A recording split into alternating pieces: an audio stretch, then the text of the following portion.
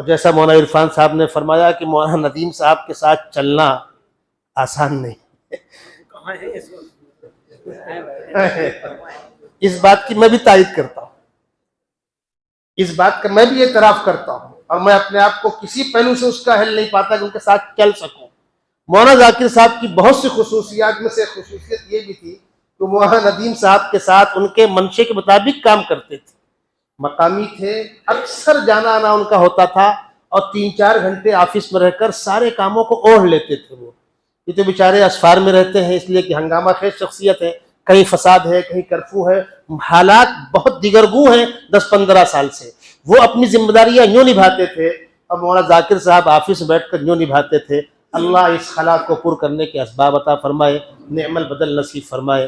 میں بڑے ادب و احترام کے ساتھ درخواست کر رہا ہوں جمعیت علماء ہند کے صدر محترم، ہم سب کے محترم حضرت مولانا سید محمود مدنی صاحب مدظ اللہ العلی سے تشریف لائیں۔ الحمد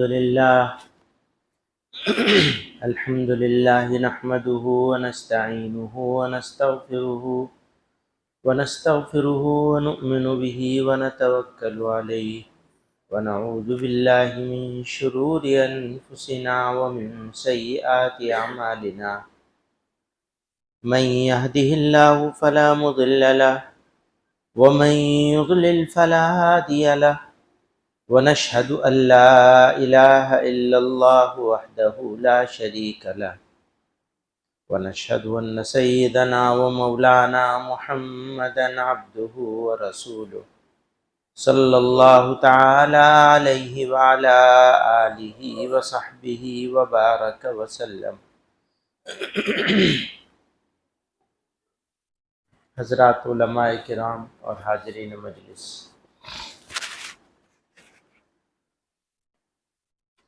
ملی زندگی میں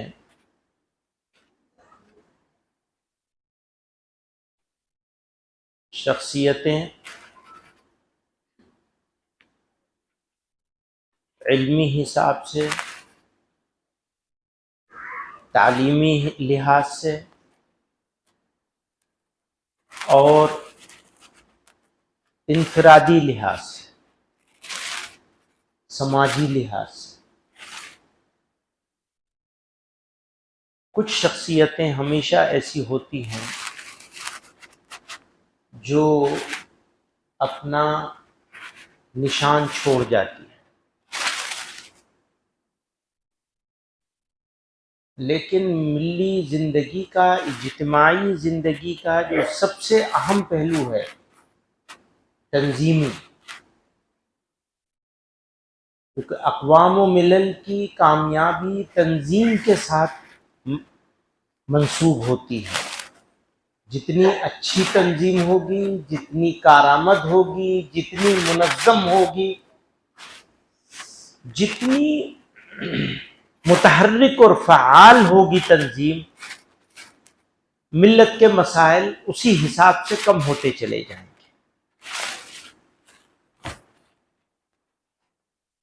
جیسے ہم یہ دیکھتے ہیں آج کل کی زندگی میں کہ ہمارے نوجوان بچے بیکاری کے عادی ہو گئے، دیر رات تک جاگیں گے، دیر صبح تک سوئیں گے، تعلیم اور محنت کرنے کا شوق ختم ہو گیا۔ ایک مثال دے رہا ہوں آپ کو، اس سے بھی آگے کی بات یہ ہو گئی کہ شہروں کو چھوڑیے، قصبوں اور دیہاتوں میں بھی ہمارے نوجوان بچے نشے کے عادی ہو رہے ہیں، بڑی تعداد۔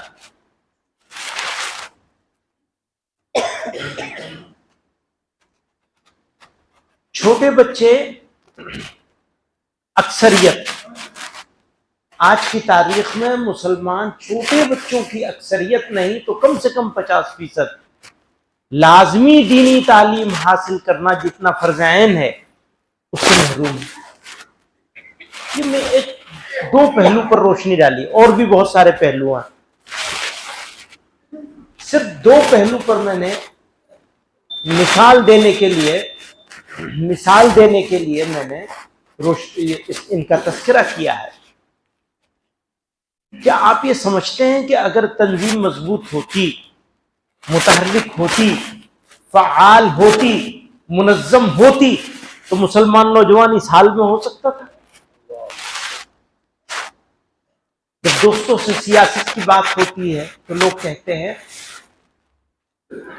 کہ وہ تو اکثریت کی وجہ سے سیاست میں تو ہم کامیاب ہو ہی نہیں سکتے. ہاں صحیح بات ہے، لیکن تمہارے سماج میں جو انٹرنل کرائسس ہے اس سے تم کس طرح لڑ رہے ہو؟ لڑ رہے ہو یا نہیں لڑ رہے ہو؟ اگر لڑ رہے ہو تو کیسے لڑ رہے ہو، اور نہیں لڑ رہے ہو تو کیوں نہیں لڑ رہے ہو؟ کہاں تمہارا وجود ہے؟ 50% سے زیادہ بچے تمہارے دینی تعلیم سے محروم ہیں. کون ذمہ دار ہوگا اس کا؟ ایسے میں ایسا قیمتی ساتھی بچھڑ گیا تو یہ تو ہماری بدقسمتی پر بدقسمتی. میرے ساتھ میں نے جتنے صوبے ہیں، میں خود بھی جمعیت علماء میں ناظم عمومی رہا ہوں زیادہ وقت. یہ تو حضرت قاری عثمان صاحب اللہ کو پیارے ہو گئے تو میرے گلے پڑ گیا. تو شروع سے میں کچھ دن ناظم تنظیم رہا اور پھر ناظم عمومی بن گیا تھا. تو مختلف صوبوں کے نظماء اعلیٰ کے ساتھ کام کرنے کا موقع ملا. ان میں یہ مولوی ذاکر صاحب مرحوم ایسے آدمی تھے. یہ لوگ سب تذکرہ کر رہے تھے، میں سوچا تو میں کیا بولوں، جو کچھ مجھے بولنا چاہتا ہوں سب نے کہہ دیا. جنہوں نے مولوی صاحب نے صحیح کیا ہے. بھئی جو مولانا عرفان صاحب نے جتنی باتیں کہی، میرا بھی یہی جی چاہ رہا تھا کہ میں کہہ دوں. جتنی باتیں مولانا عرفان صاحب کی، تو ایک بات ایک مرتبہ سنی جائے، 4 مرتبہ سننے کی تو کوئی ضرورت نہیں. اور بالکل میں پورے اعتماد کے ساتھ کہتا ہوں، کسی مبالغے کی کوئی بات نہیں. میں مبالغے کے سخت خلاف ہوں. مبالغہ ہرگز نہیں ہونا چاہیے. جیسے ہم جمعیت علماء سے تعلق رکھتے ہیں، 25 سال ہو گئے مجھے، 24 سال جمعیت علماء میں کام کرتے ہوئے، تو مجھے یہی کہنا چاہیے جمعیت علماء سب سے زیادہ کام کر رہی ہے. لیکن میں یہ کہہ رہا ہوں کہ جو کام نہیں ہو رہا وہ ذمہ داری کس کی ہے؟ کس کی ذمہ داری؟ کون کرے گا؟ اور اس کے لیے اگر جمعیت علماء کا گریبان نہیں پکڑا جائے گا تو کس کا گریبان پکڑا جائے گا؟ کون ذمہ دار ہے چھوٹے ہوئے کام کا؟ تو ہر آدمی اپنے محاسبہ کرے اور اللہ نے کہا اسے جواب دینا پڑے گا. اس نے کتنی محنت کی، کتنی کوشش کی، کتنے بچوں تک لازمی تعلیم پہنچانے کی کوشش کی گئی، کتنے جوانوں کو نشے سے بچانے کی کوشش کی گئی، کتنی بچیوں کو مرتد ہونے سے بچانے کی کوشش کی گئی. یہ تو بنیادی سوالات ہیں. ان میں سے کوئی ایک سوال ایسا نہیں ہے جو جزوی ہو. اس کے بارے میں سوال شاید نہ ہو کہ تم نے فلاں کو فلاں چیز بننے کیوں دیا. شاید ہو سکتا ہے اس بارے میں بھی سوال ہو جائے اگر پڑے سوتے رہیں گے وہ کہ فلاں کو فلاں کیوں بننے دیا تم نے. اپنے طاقت بھر کوشش کرنی چاہیے تھی، جانا چاہیے تھا ووٹ ڈالنے کے لیے. لیکن میں سفر کر کے گیا، لمبا سفر کر کے 5 گھنٹے کا سفر کیا میں نے اس ووٹ ڈالنے کے لیے، ایک ووٹ ڈالنے کے لیے. حالانکہ معلوم تھا کہ پتہ نہیں نتیجہ کیا نکلے گا، پر میں ثواب حاصل کرنا ہے، ذمہ داری سے سبکدوش ہونا ہے. قیامت کے دن اپنا بچاؤ کر لینا ہے کہ ہم نے تو اپنا کام کر دیا تھا، اب یہ بھائی صاحب نے نہیں کیا تو میں کیا کروں. ان کی طرف مت دیکھیں، سب اپنی طرف دیکھیں، سب کی بات کریں. تو جو وہ کچھ سوالات لازمی ہوتے ہیں، بنیادی ہوتے ہیں، جن کے بارے میں بالکل کوئی گنجائش نہیں ہے، جن کے بارے میں کوئی گنجائش نہیں ہے، ان میں سے وہ سوال ہے مکتب کا سوال ہے. ہر بچے کو، اسی محلے کے سارے بچے کیا مکتب میں جا رہے ہیں؟ اس کا جواب کون دے گا؟ ہم نے مدرسہ بنا لیا، 200 بچے پڑھتے ہیں یہاں، ہمارا کام ختم ہو گیا. نہیں، ختم نہیں ہوا ہمارا کام. اس محلے میں اگر 2000 بچے رہتے ہیں تو 2000 میں سے کتنے بچے ہیں جنہوں نے اتنا دین سیکھ لیا ہے جتنا دین ہر مسلمان بچے کو سیکھنا اور ان کے والدین کا اور اس محلے کے بڑوں کا سکھانا لازم ہے؟ اتنا دین سیکھا یا نہیں سیکھا؟ سب نے 100% نے. ایک چھوٹے گا تو اس کا محاسبہ ہوگا. اسی طرح سے نوجوانوں کو نشے میں جانا نوجوانوں کا بےراہ ہونا، بے فکر ہونا، آرام سے سوتے، رات میں 12-1 بجے تک ہوٹلوں کا کھلے رہنا، دکانوں کا کھلے رہنا، اور ہم بزرگوں کا، یہاں کے محلے کے ذمہ داروں کا اس کا دیکھتے رہنا. کیا مطلب ہے اس کا؟ کیوں نہیں جلدی سوتے ہیں؟ کیوں نہیں سویرے اٹھتے ہیں؟ کیوں نہیں اپنے آپ کی تعمیر پر توجہ کرتے؟ یہ کام اگر آپ نہیں کریں گے تو کون کرے گا؟ جمعیت نہیں کرے گی تو کون کرے گا؟ تو میں آتا ہوں، میں یہ ساری توجہ کی باتیں اس لیے آپ حضرات کے سامنے پیش کر رہا ہوں، توجہ دلا رہا ہوں، کیونکہ جو آدمی ہمارے بیچ میں سے رخصت ہو گیا، اللہ تعالیٰ نے کم عمری تو نہیں کہیں گے لیکن متوسط عمر تک پہنچنے سے پہلے چلے گئے، میری عمر کے تھے، شاید 1-2 سال چھوٹے یا بڑے ہوں گے. اچھا، اور مزے کی بات بتاؤں آپ کو، بہت سارے میں نے کہا تھا نا کہ بہت سارے نظمائے اعلیٰ کے ساتھ کام کرنے کا موقع ملا، لیکن اتنی سادگی، تواضع دوسرے کسی میں نہیں دیکھی. بہت سارے لوگوں کو دیکھا ہے، ہر صوبے کے لوگ ہیں، ابھی بھی سب موجود ہیں ماشاءاللہ. تو وہ ایسے تھے جیسے کوئی ورکر ہوا کرتا ہے، ناظم اعلیٰ ہو ویسا کوئی ان کے اندر بات نہیں. بہت سے لوگ تو بلکہ اس وجہ سے سمجھ نہیں پاتے تھے کہ ناظم اعلیٰ صاحب ہے، کہ سادگی تھی انداز میں، بیٹھنے میں، بات چیت کرنے میں، گفتگو میں. تو ہمیں یقین ہے کہ اللہ تعالیٰ نے ان کے ساتھ خاص معاملہ کیا ہوگا انشاءاللہ. اللہ تعالیٰ وہ ایسے ساتھیوں کی برکت سے ہمارے ساتھ بھی خاص معاملہ فرمائے. ہمارے اندر تو بہت عیوب ہیں، اللہ تعالیٰ معاف کرے، صرف نظر فرمائے. مجلس کا مقصد صرف تعزیت نہیں. تعزیت تو آج کل فیشن کی طرح سے ہو گئی.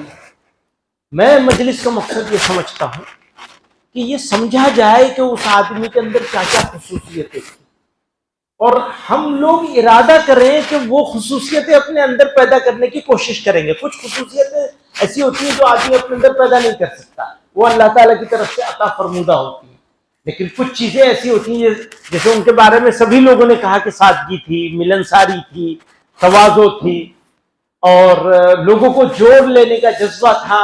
وہ ہمارے صدر صاحب کی باتوں کو بھی برداشت کیا کرتے تھے، اور ان کی سب جلال ولال جو کیفیات ہوتی ہیں تو ان کو سب کو برداشت کیا کرتے تھے، اور جوڑ خود بھی جڑے رہتے تھے، جوڑ کے بھی رکھتے تھے. یہ ساری وہ خصوصیات ہیں جو مومن کی پہچان بتائی گئی ہیں. والکاظمین الغیظ والعافین عن الناس، لوگوں کو معاف کر دینے والا ہو، کم گو ہو، متواضع ہو، سب خصوصیتیں مومنوں کی ہوتی ہیں. تو اللہ تعالیٰ ہم لوگوں کو سن کر سیکھنے اور سیکھ کر عمل کرنے کا جذبہ پیدا کر دے، تو آج کا ہمارا جمع ہونا سوارت ہو جائے گا، قبول ہو جائے گا. اور ان کے لیے دعا کریں کہ اللہ تعالیٰ مغفرت و رحمت سے نوازے، اور اپنے بارے میں فکر کرے کہ جہاں آج وہ گئے ہمیں بھی جانا ہے. تو زیادہ وقت نہیں بچا ہے ہمارے پاس.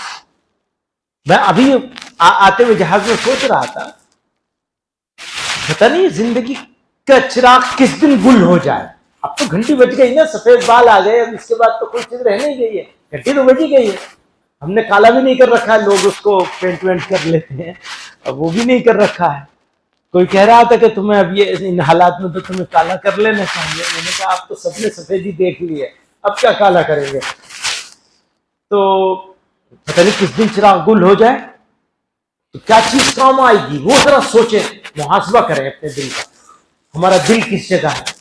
اس جگہ ہے کہ ہم یہ کہہ سکتے ہیں یا سوچ بھی سکتے ہیں لمحے کے لیے کہ ہمارا معاملہ الا من اتی اللہ بقلب سلیم والوں میں ہو جائے گا. کیا ہے ہمارا دل ایسا ایسی جگہ پہ؟ اس کا ہم لوگوں کو سوچنا چاہیے. میں نے تو بہت سوچا، اور سوچا کہ میں تو خالی ہاتھ ہوں، بالکل صحیح کہہ رہا ہوں، میں کوئی تواضع نہیں کہہ رہا ہوں، اس میں کوئی انکسار نہیں ہے. بالکل میں نے سوچا اگر مجھے ابھی موت آ جائے تو میں کیسے سامنا کروں گا. سامنا تو کرنا پڑے گا نا، کہاں جائیں گے. تو اس لیے ہمیں سب کو محاسبہ کرنا چاہیے، چیزوں کو ٹھیک کرنا چاہیے، سب کو بھی، جوان بھی جو ہیں، ہم تو آخری پڑاؤ پر ہیں، لیکن جوان دوستوں سے بھی کہتا ہوں، آج کل تو جوان موتیں بہت ہو رہی ہیں، پتہ نہیں ہے کس وقت موت آ جائے، تو تیاری رکھنی چاہیے۔ ایسے ہر سونے سے پہلے حضرت تھانوی رحمۃ اللہ علیہ نے تحریر فرمایا، ہر سونے سے پہلے وصیت کر کے سو، سمجھ کے سو کہ آخری سونا، وصیت کرو گے تو آخری سمجھ ہی لو گے، ہر روز وصیت کر کے سو، یعنی بس صبح نہیں ہوگی، تو اس کے لیے تو دل کو اس جگہ رکھنا پڑے گا نا۔ اب جب دل کو اس جگہ رکھ لیا تو آپ تیار ہیں تو کوئی پریشانی کی بات نہیں ہے۔ وہ جو دل بیٹھنے لگتا ہے یہ سوچ کر کے کہ بھئی ایک تو چلا گیا تو ہمارا بھی نمبر ہے، دل کیوں بیٹھنے لگتا ہے؟ اس لیے کہ دل الجھا ہوا ہے کہیں اور دل اگر سلجھا ہوا ہو تو اسے کوئی الجھن ہی نہیں ہوگی، بھیا کل کے بلاتے آج بلا لیجیے، ہم تیار ہیں، اس جگہ پہ ہم لوگ آسانی سے آ سکتے ہیں انشاءاللہ، اگر کوشش کریں گے، ارادہ کریں گے تو کامیاب ہو جائیں گے انشاءاللہ۔ اللہ تعالی جماعت کو، جمعیت علماء کو، ہم سب لوگوں کو، ہم سب خدام کو، ہمارے ساتھیوں کو، سب کو ان کا نعم البدل عطا فرمائے، ان کے خاندان والوں کو، ان کے گھر والوں کو، ان کی اہلیہ کو، اہل خانہ کو صبر جمیل عطا فرمائے، ان کے بچوں کو اللہ تعالیٰ اپنے غیب سے ایسا انتظام کر دے کہ جو کمی تو پوری نہیں ہوتی، لیکن کمی کی یعنی ان کی کیا کہنا چاہیے اچھے الفاظ میں، کہ ایسا اللہ تعالیٰ انتظام کر دے کہ وہ ان کی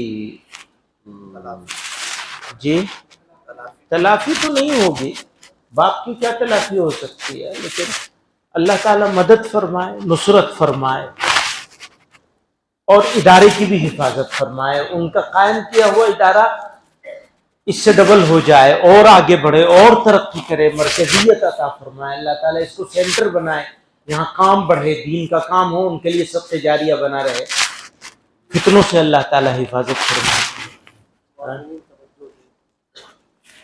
وہاں معاونین کو، ممبران کو، اہل محلہ کو، علاقے والوں کو اور ان کے دوست علماء کو یہاں توجہ رکھنی چاہیے ادارے کے اوپر، کہ اللہ تعالیٰ اس محنت کو تنزل سے بچائے اور ترقیات سے نوازے۔ وآخر دعوانا الحمدللہ رب العالمین۔ صدر کی موجودگی میں کوئی اور کیسے دعا کرائے گا؟ صدر صدور آتی ہے، انہوں نے بولا ہی نہیں میں تو کل تقریر کیا ہوں، پرسوں بہت بولی ہے، نہیں صدارتی خطاب اور دعا وغیرہ تو لگتے ہیں، نہیں ویسے تو دعا تو سبھی کی ہوتی ہے، سب لوگوں کو دعا اپنی اپنی کرنی چاہیے۔ اچھا بھائی درود شریف پڑھ لیں۔ اللہم صلی علی محمد وعلی آلہ وصحبہ وبارک وسلم کما تحب وترضى عدد ما تحب وترضى۔ اللہم ربنا آتنا فی الدنیا حسنۃ وفی الآخرۃ حسنۃ وقنا عذاب النار۔ اللهم ربنا لا تزغ قلوبنا بعد إذ هديتنا وهب لنا من لدنك رحمة إنك أنت الوهاب۔ اللهم ربنا ظلمنا أنفسنا وإن لم تغفر لنا وترحمنا لنكونن من الخاسرين، وإن لم تغفر لنا وترحمنا لنكونن من الخاسرين، واعف عنا واغفر لنا وارحمنا أنت مولانا فانصرنا على القوم الكافرين۔ اللہ ہمارے گناہوں کو معاف کر، ہمارے خطاؤں سے درگزر کر، الہ العالمین ہمارے حال پر رحم کر، یا اللہ ہماری مصیبتوں کو دور کر۔ اے کریم آقا ہمارے مرحوم مولانا ذاکر صاحب کو مغفرت و رحمت سے نواز۔ اے کریم آقا ہمیں بھی حسن خاتمہ عطا فرما، ایمان پر خاتمے کے فیصلے فرما۔ اے اللہ ہم کسی قابل نہیں ہیں، محض آپ کے فضل سے ایمان کی دولت نصیب ہوئی۔ اے اللہ ایمان پر خاتمے کا فیصلہ بھی آپ ہی اپنے فضل سے فرمائے۔ اللہم احسن عاقبتنا فی الامور کلها واجرنا من خزي الدنيا وعذاب الآخرة۔ اللهم لا تسلط علينا بذنوبنا من لا يخافك فينا ولا يرحمنا اللهم لا تسلط علينا بذنوبنا من لا يخافك فينا ولا يرحمنا اے اللہ مرحوم کی مغفرت رحمت سے نواز دیجیے، ان کے بچوں کی سرپرستی اور ان کے لیے خیر کے فیصلے فرما دیجیے، سب گھر والوں کو، اہل خانہ کو، دوستوں کو، سب کو صبر جمیل عطا فرما دیجیے، ہم لوگوں کو نعم البدل عطا فرما دیجیے۔ اے کریم آقا ہمارے حال پر رحم فرما دیجیے، ہمارے گناہوں کی وجہ سے ہمارے اوپر ظالموں کو مسلط نہ فرما دیجیے۔ اللهم احسن عاقبتنا في الامور كلها واجرنا من خزي الدنيا وعذاب الاخره صلى الله تعالى على خير خلقه سيدنا ومولانا محمد وآله وصحبه اجمعين برحمتك يا ارحم الراحمين۔